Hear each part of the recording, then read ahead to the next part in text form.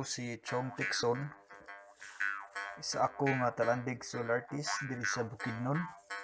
Ang akong medium is mainly soil. Ug gusto na ako ma-promote kini nga among indigenous art. Akong mga usual nga mga tema kay related sa social, environmental ug cultural issues. Sa una wala pa na ako nakita ang akong kaugalingong style. Nagsugod kog Arts and Crafts year 2007. Nabisar ako sa unsa akong makita ng mga design sa akong mga mentor.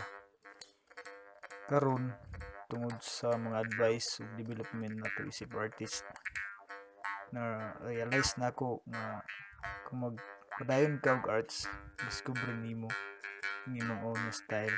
Discover pud nimo kung saon og gamit sa arts para sa kaayuhan. Ug nakita pud nako nga dako kaayo ang katabang sa art sa pag-obserba sa atong kultura.